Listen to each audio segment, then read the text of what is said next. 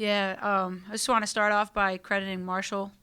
They've been elite this season at turning people over and shooting the three and rebounding the basketball. And those were three things that we talked about controlling today in the game.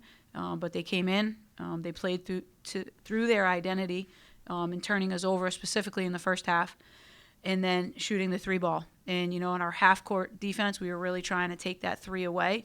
But when we were turning it over and they were allowed to get loose in transition, it just really hurt us. So credit to them. They come into the game 17-1 for a reason. They play a style in a way that presents problems, and it was a problem for us tonight. So a lot of credit to the way that they came out. Disappointed in our composure. Marshall's been a team that will break you in the fourth quarter, and I thought we broke in the first. And it was really hard to put our pieces back together. Felt like that was kind of what I was trying to do the entire game. But, again, credit to them for their season and for their game plan today. Go ahead, Luke. Luke Creasy, HD Media in Huntington. Obviously, tight game there at first. It's 13-11 going into that first media timeout. Did you notice a shift in energy on either side, or was it just that 23-0 run from Marshall after that? What kind of led to that, do you think? Faith Alston gets 2 fouls. She is our bus driver. She's the head of the snake, and to put her on the bench against a team that's going to press you was very difficult for us. That was the run. That was the game, and I think it shook our kids up because she's been that leader for us, and to have to put her on the bench wasn't something that I thought was going to happen today. And so, we weren't very – she hasn't had 2 fouls in the first quarter all season. This is the first time all year. And so I think that just kind of rattled us, and that gave Marshall momentum. Coach, question here from Zoom. You scored 73 in your win the other night, scored 74 tonight. A lot of coaches, it's you playing against you. How do you feel like your team did tonight?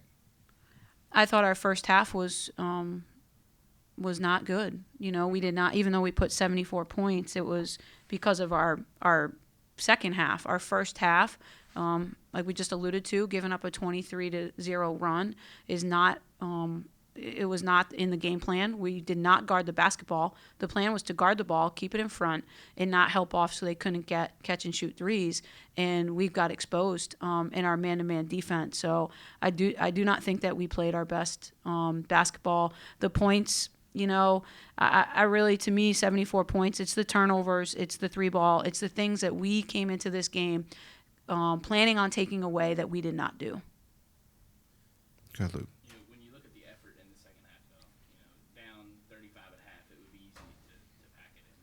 Sure. But that's not who your team is.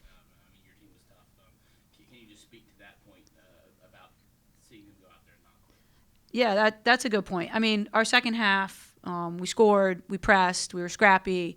We had Jamani Ingram really give us a spark. Like, we didn't quit, and I think that was Faith. That was her during a timeout, like, hey, we're not going to lay down right now. And I don't think we didn't care so much about the score at that point. It was like, how are we going to finish this?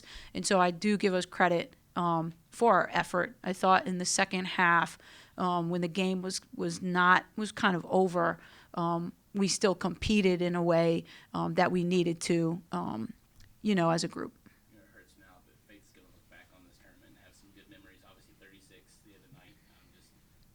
What you kind of alluded to already, but just the heart and soul of this team. Yeah, I think for us, for Faith to have this type of experience, this is our first year against this Marshall team. This is a different style. This is a different team. And Faith has another year. And so she can work now towards, okay, like for so many years, like when we first got in the league, we had to work to beat Little Rock. And then it shifted to Troy. And, Troy and Marshall haven't played yet, so I don't want to speak out of turn. But then now we have Marshall, who's on our side in the division that we know we're going to have to face 2 times a year. And so I think the experience that Faith had this season and the success is only going to propel her to continue to be a dominant guard in the Sun Belt. Coach, one more here from Zoom. You kind of just hit on it, raising the bar. Where do you think this league has gone, since you guys joined? Yeah, I've been telling a lot of people this. The women's league this year is one of the best that I've been a part of since I've been here. we are just still so far from a two-bid league. So we've got so much work to do. But, I'm one of these people that looks at the RPI and I look at the net rankings, and to have, 7 teams or so in the top 150 in the net rankings, and to have 3 or 4 in the top 100 in the RPI, we've not had that before.